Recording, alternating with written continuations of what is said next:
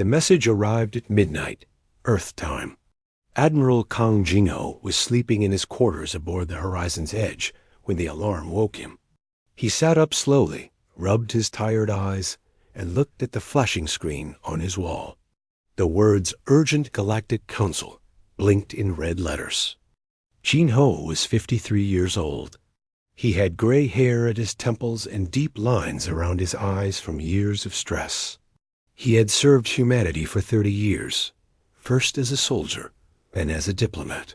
He had seen many things in his life. He had seen humans treated like dirt by alien species who thought they were better.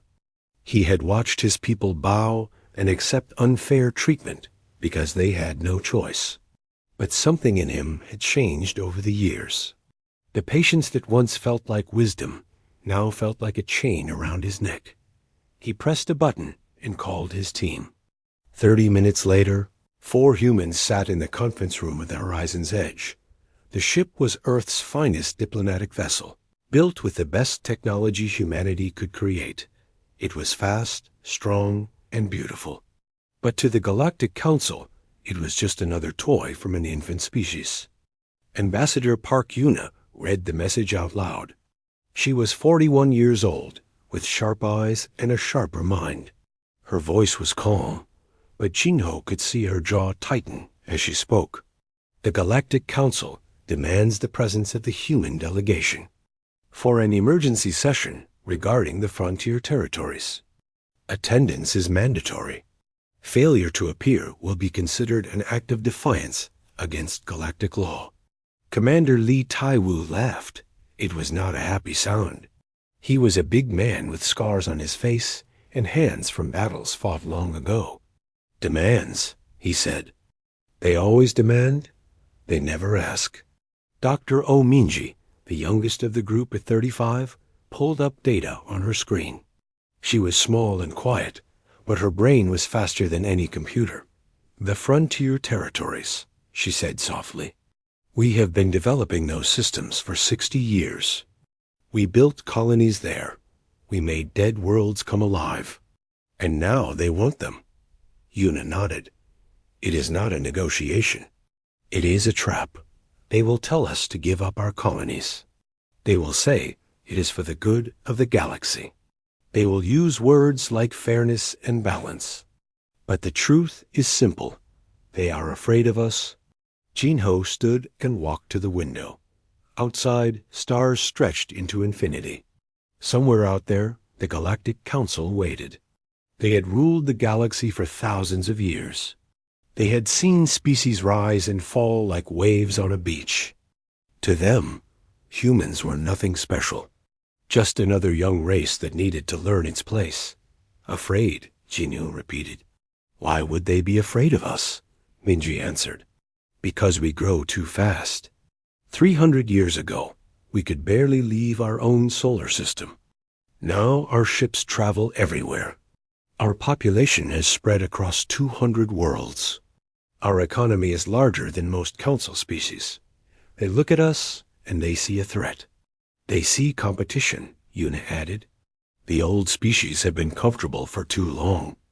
They divide the galaxy among themselves and take what they want. But we do not fit into their system. We work harder. We build faster. We do not wait for permission. Taiwu cracked his knuckles. So what do? Refuse the summons? Tell them to go to hell? Jingho turned from the window. His face was calm, but his eyes burned with something deep and old. No, he said. We go. The room fell silent. We go, Jingho continued, but not to surrender, not to beg. We go to deliver a message. Yuna raised an eyebrow. What message? Jingho sat down at the table. He looked at each member of his team. These were the people he trusted most in the universe. They had fought beside him, argued with him, and believed in the same dream. A dream where humans stood tall among the stars. A dream where their children would not have to bow. For 300 years, Jingho said slowly, we have played their game. We paid their taxes. We followed their rules. We smiled when they insulted us. We stayed quiet when they took from us. We did all of this because we were weak, because we needed time to grow. He paused. But we are not weak anymore, and they have no idea. Minji pulled up more data on her screen. He is right. I have been studying the numbers for years. The Council thinks they control everything, but they have become dependent on us without realizing it. Human food feeds 20% of Council species. Human medicine treats diseases that their own doctors cannot cure. Human engineers maintain systems across the galaxy because no one else wants to do the hard work. They need us, Yuna said, understanding growing in her eyes. More than they know. More than they will admit, Gino corrected. So we will go to their council. We will listen to their demands. And then we will show them the truth. Taiwu grinned. It was the smile of a soldier who finally saw a chance to fight. And if they threaten us? Jinho's expression did not change. Then they will learn what happens when you corner an animal that has been waiting 300 years for this moment. The team prepared for departure. The Horizon's Edge powered up its engines. Across the ship, crew members worked with quiet efficiency. They did not know exactly what was coming, but they could feel it in the air. Something was about to change dot as the ship entered hyperspace. Jinho stood alone on the bridge. He thought about his grandfather, who had dreamed of the stars but never left Earth. He thought about his father, who had been humiliated by alien diplomats who called humans clever animals. He thought about his daughter, who was growing up on a colony world, hoping for a future where she would not have to apologize for being human. 300 years. Gino whispered to the stars. We have been patient for 300 years. We have learned. We have grown. We have waited. The ship shot through hyperspace toward the Council Station. The waiting is over. The Council Station was the largest structure in the known galaxy. It orbited a dying star, spinning slowly in the darkness like a metal flower with 1,000 petals. Each petal was a docking bay for ships from different species. The station had existed for 10,000 years. Empires had risen and fallen, but the Council Station remained. It was a symbol of galactic order, a reminder that some powers were too old to challenge. The Horizon's Edge approached carefully. Human ships were directed to the smallest, oldest docking bay at the far edge of the station. It was a deliberate insult. The message was clear. Humans were guests here, barely tolerated, easily forgotten. Admiral Kang Jinho did not react. He simply straightened his uniform and gathered his team. The walk from the docking bay to the main chamber took 20 minutes. The human delegation passed through corridors filled with alien species. Some were tall and thin, with skin like blue glass. Others were short and covered in fur, with too many eyes. A few had no solid form at all, floating through the air like clouds of colored gas. All of them stopped to watch the humans pass. Jinho could feel their stares. Some were curious. Most were contemptuous. He heard whispers in languages his translator could not process. He did not need to understand the words. The tone was enough. These ancient species looked at humans the way a king looks at a beggar who has wandered into his palace. Ambassador Park Yuno walked beside him, her face perfectly calm. They want us to feel small, she murmured. They designed this walk to remind us of our place. Let them think whatever they want, Gino replied quietly. Arrogance is a weakness. The main chamber was enormous. The ceiling stretched so high that clouds actually formed near the top. Thousands of seats rose in circles around a central platform, filled with representatives from hundreds of species. At the highest point sat the council itself. 5 members from the 5 oldest species in the galaxy. They had ruled for millennia. They had never been challenged. High Speaker Vorn sat at the center. He was a Telvari, a creature with gray skin, no mouth, and a dozen tentacles where a human would have arms. He communicated through telepathy, his words appearing directly in the minds of everyone present. When he spoke, his voice felt cold and ancient, like wind blowing through an empty tomb. The humans were directed to stand on the central platform. They were not given seats. Another insult. Another reminder.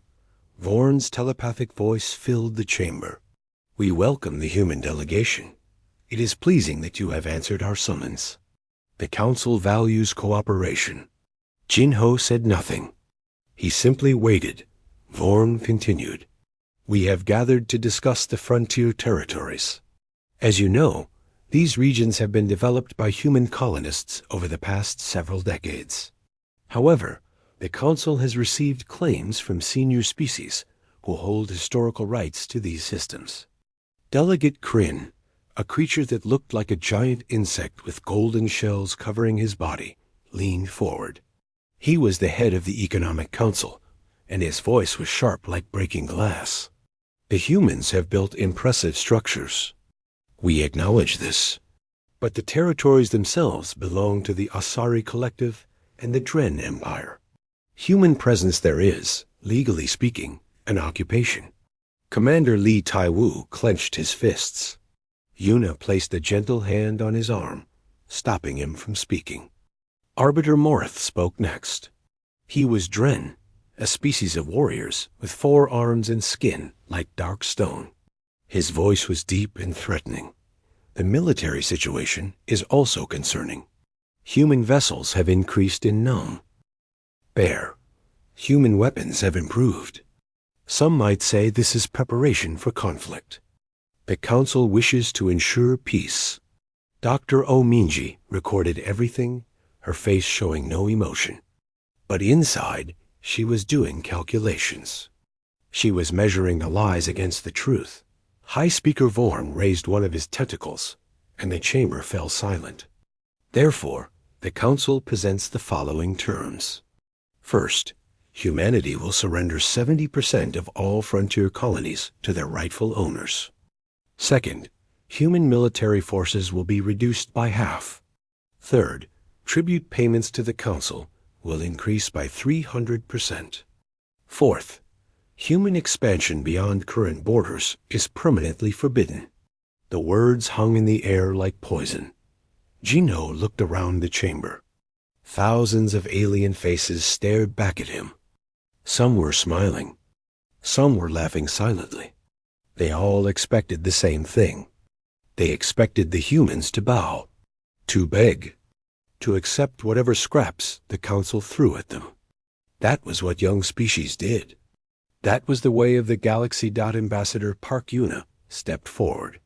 The chamber quieted, curious to hear what excuse the humans would offer. She did not apologize. She did not argue. Instead, she asked a single question. "And what does the council offer in return?" Silence.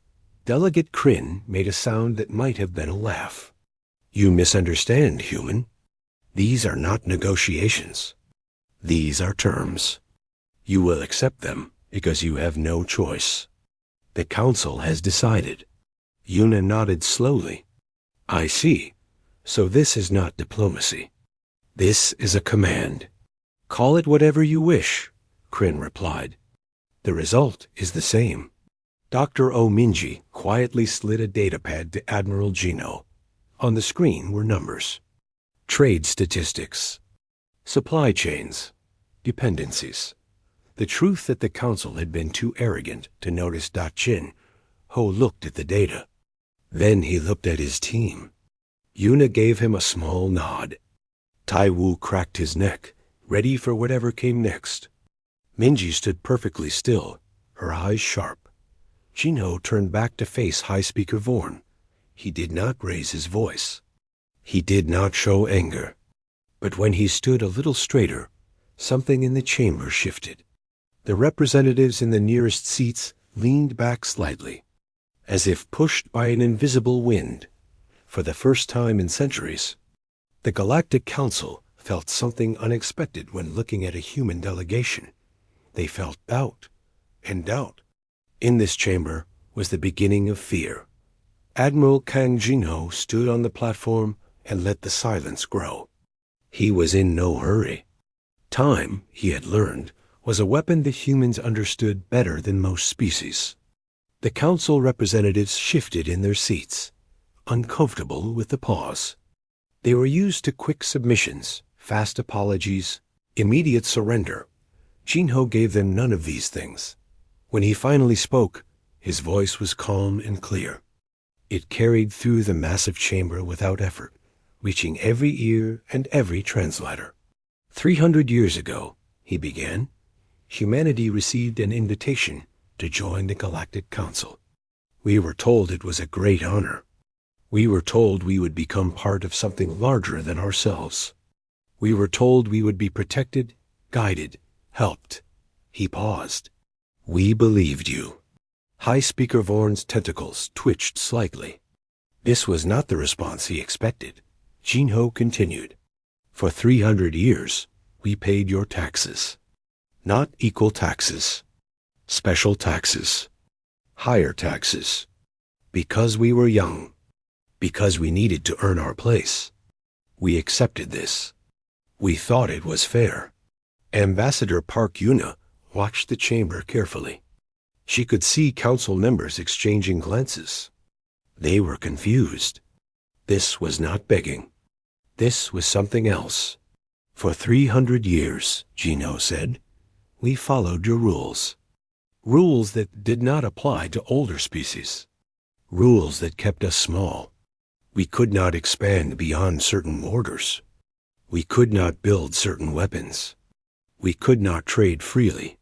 But we accepted this too. We thought you were teaching us. Commander Lee Taiwu stood like a statue, his scarred face showing nothing. But inside, he felt pride building in his chest. This was the moment he had waited for his entire career. We were patient, Jin-ho said. We were humble. We worked hard and asked for little. When the Dren needed soldiers to fight in the border wars, we sent our children to die for a conflict that was not ours.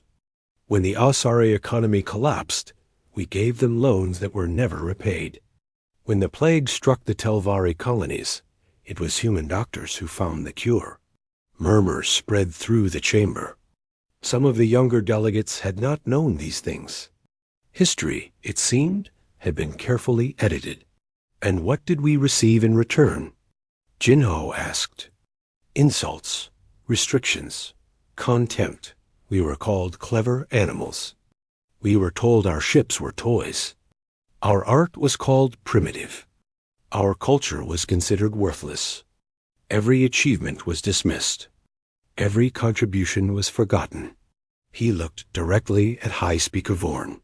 300 years. And we are still provisional members. Still without voting rights. Still treated like servants in our own home. Delegate Kryn interrupted, his voice sharp with irritation. Ancient species have earned their status through millennia of civilization. Humans have existed for a heartbeat. You cannot expect equality with those who built the galaxy. Jin-ho nodded slowly. You are right. We are young. We have only been traveling among the stars for a few centuries. But let me tell you what we have done in that heartbeat. Dr. Ominji stepped forward and activated a holographic display. Numbers and charts filled the air above the platform. The council members leaned forward despite themselves. Human agricultural ships, Minji said in her quiet voice, currently provide food for 23% of all council species. Without human exports, 12 homeworlds would face famine within 6 months. She changed the display. Human medical research has cured 47 diseases that council scientists declared impossible to treat. 60% of advanced medical facilities in the galaxy use human-designed equipment. Another change. Human engineers maintain critical systems on 2,000 space stations, including this one. The water recycling system you are using right now was built by humans 30 years ago. No one else wanted the contract. The chamber was completely silent. Jin-ho spoke again. You call us young. You call us primitive. But while you were building monuments to your own greatness, we were quietly becoming the foundation that holds everything together. Arbiter Morith rose from his seat, his 4 arms spread wide in challenge. Enough of this. Numbers and charts mean nothing against military power. The Council commands the greatest fleet in the galaxy. Thousands of warships. Millions of soldiers. If humanity refuses to cooperate, we will simply take what we want. Commander Li Taiwu smiled. It was not a pleasant smile. Jinho remained calm. Count your ships again, Arbiter. Then ask yourself who repairs them when they break down. Ask yourself who trains your engineers. Ask yourself who supplies the fuel for your engines. Morith hesitated. You think you can threaten us with war, Jinho continued. But you have not fought a real war in 500 years. Your soldiers train in simulations. Your commanders have never seen actual combat. Meanwhile, humans have been fighting since we crawled out of caves. We fight each other. We fight nature. We fight impossible odds. And we win. The chamber erupted in angry shouting. Council members stood and screamed in dozens of languages. The noise was deafening through it all. Jinho stood perfectly still. When the chaos finally died down, he presented humanity's counterterms. Full membership in the Council with equal voting rights. Recognition of all human territories. Repayment of 300 years of excess tributes. And a formal apology for the Kepler incident. The mention of Kepler sent a wave of shock through the chamber. The Kepler incident was a massacre that the Council had buried deep. Human colonists killed by Council forces. Evidence destroyed. History rewritten. But humans had not forgotten High Speaker Vorn's telepathic voice cut through the chamber like ice. You dare to make demands? You dare to threaten the Council? You are nothing. Your species is nothing. A temporary irritation that will be corrected. Jinho looked at the ancient creature without fear. We are not threatening anyone, he said calmly. We are simply telling you the truth. The question is whether you are wise enough to hear it. In the back of the chamber, a young delegate named Bella watched with wide eyes. She was Ilori, a species known for their empathy and wisdom. And as she watched the human admiral stand alone against the entire Council, she felt something she had never felt before. She felt hope. And she felt afraid of what would happen next. The chaos in the Council chamber continued for several minutes. Species that had not spoken to each other in centuries were now shouting at the same time. Old alliances were forgotten. Ancient protocols were ignored. The humans had broken something that no one fully understood yet. High Speaker Vorn raised all of his tentacles. A wave of telepathic force washed over the chamber, silencing everyone instantly. Even the humans felt the pressure in their minds, though Jinho refused to show any discomfort. The silence that followed was heavy and dangerous. Vorn's telepathic voice was colder than before. The Council has heard your words, human. We have listened to your demands and your accusations. Now hear our response.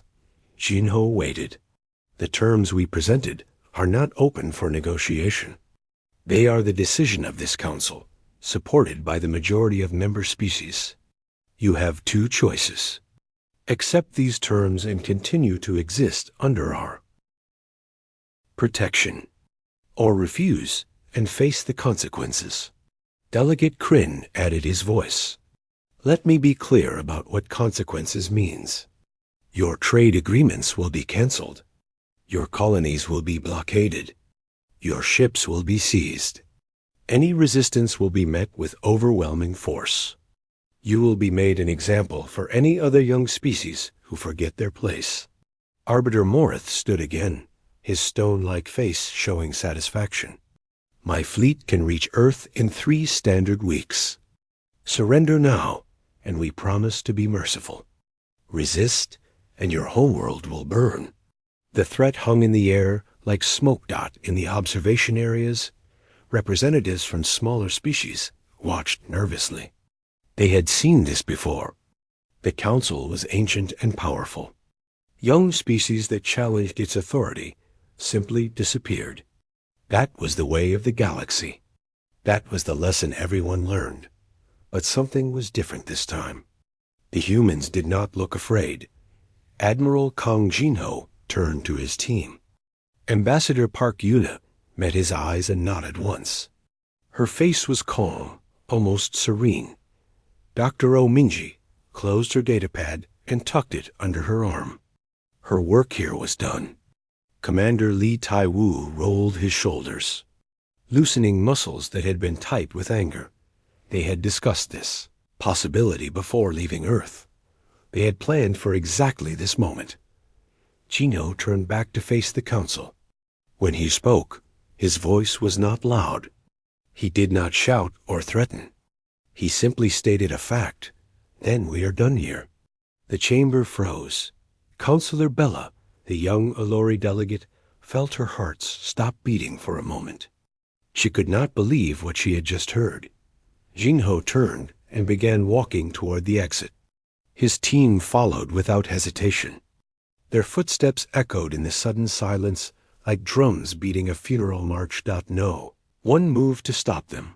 For 10,000 years, the Galactic Council had been the supreme authority in the galaxy.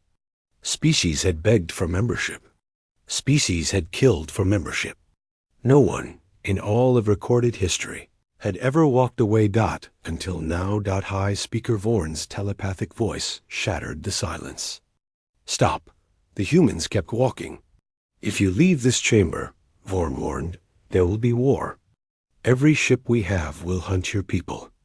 Every world you have built will be taken. Your species will be erased from history.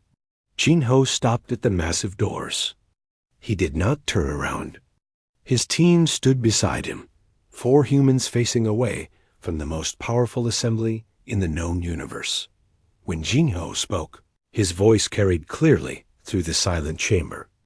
Every translator, every recording device, every watching species heard his words. You have made a mistake, he said. A mistake that every powerful empire makes eventually. You have confused patience with weakness. You have confused silence with submission.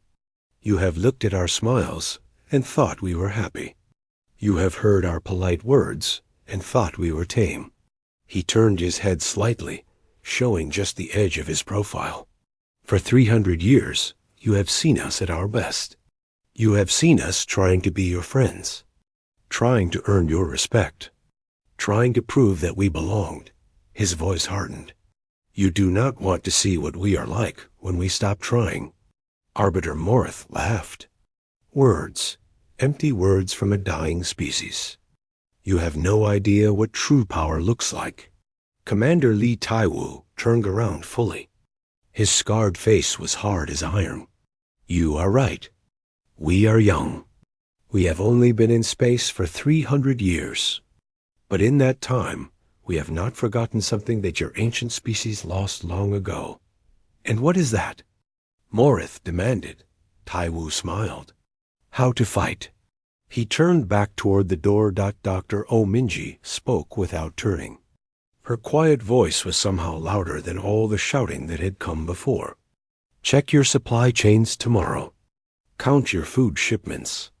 Look at your medical stocks. Then ask yourselves how long you can survive without us. Ambassador Park Yuna was the last to speak. We came here hoping for peace. We came offering partnership. You chose to threaten us instead. Remember that choice. Remember it when your people are hungry. Remember it when your ships break down. Remember it when the species you have bullied for millennia realize that the council can be challenged. The doors opened. Remember, Yuna said, that this was your decision, not ours. The human delegation walked through the doors.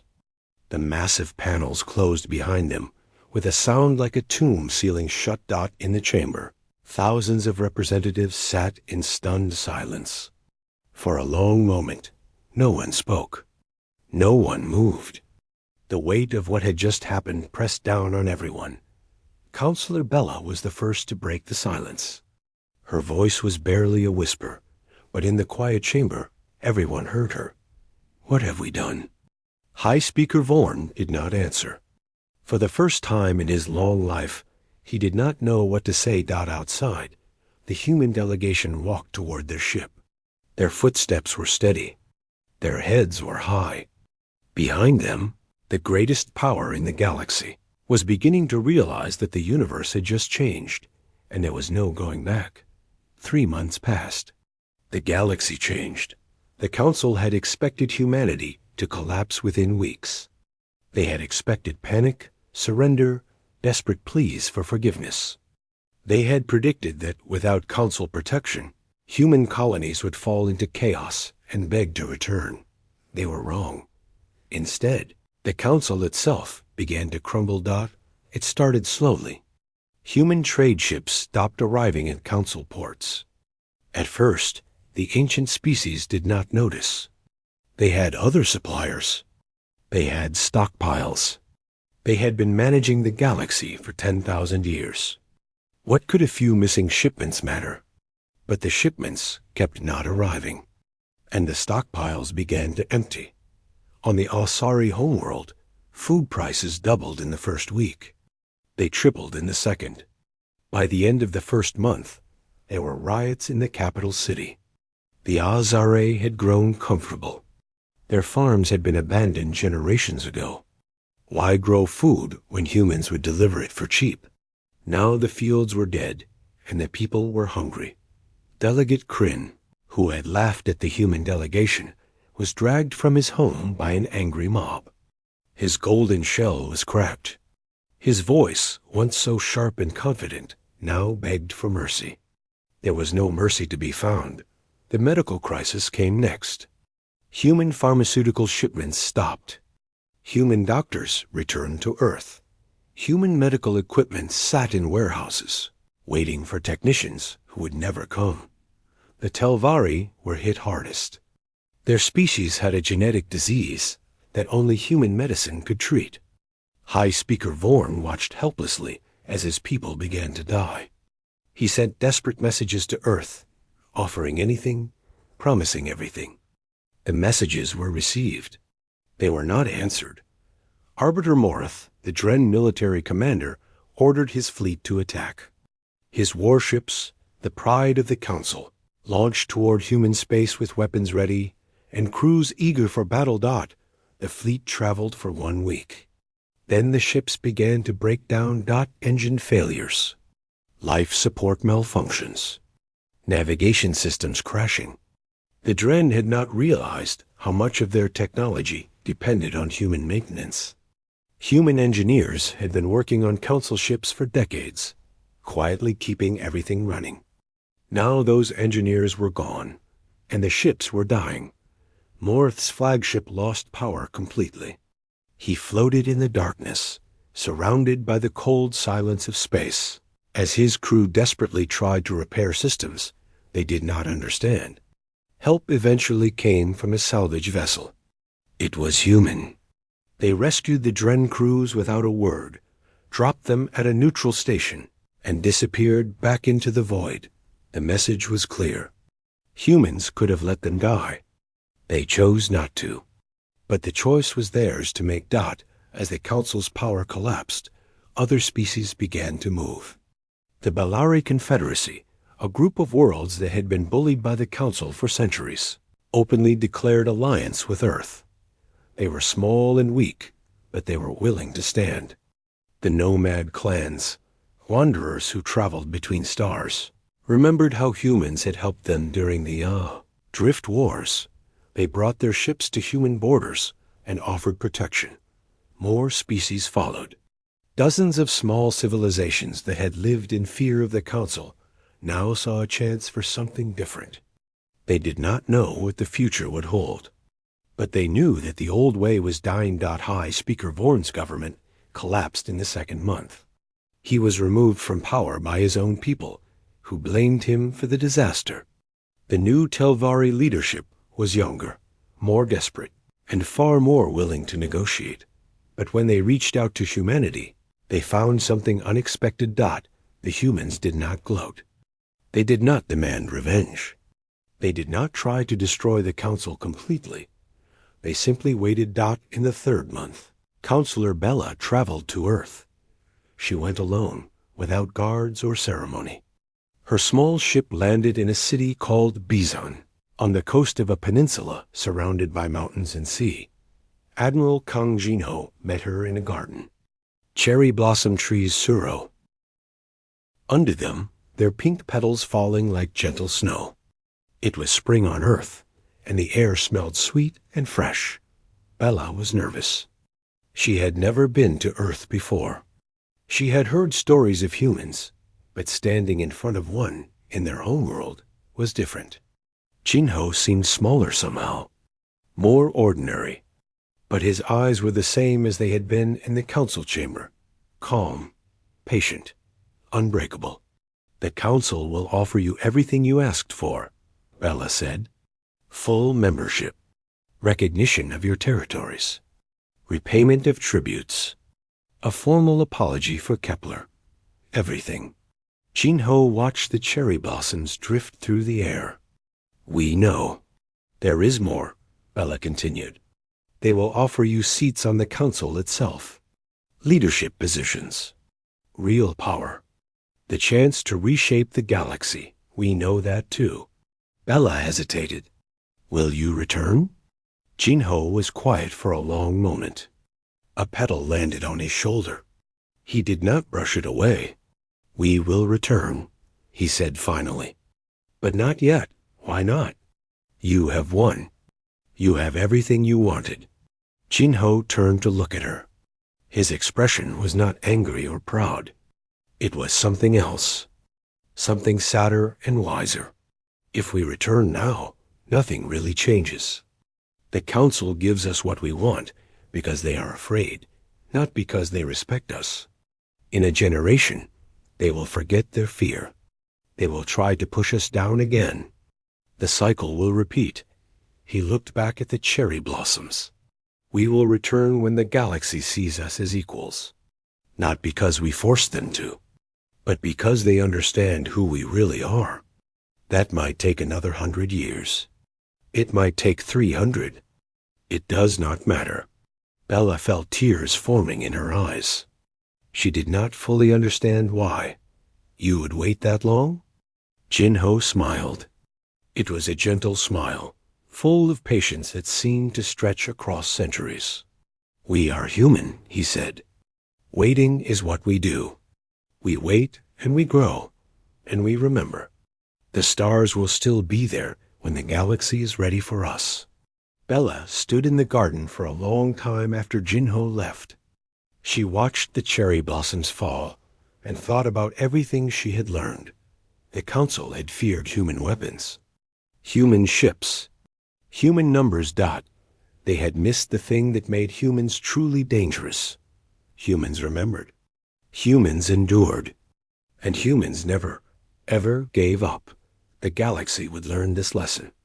It might take time, but time, Bella now understood, was something humans had plenty of.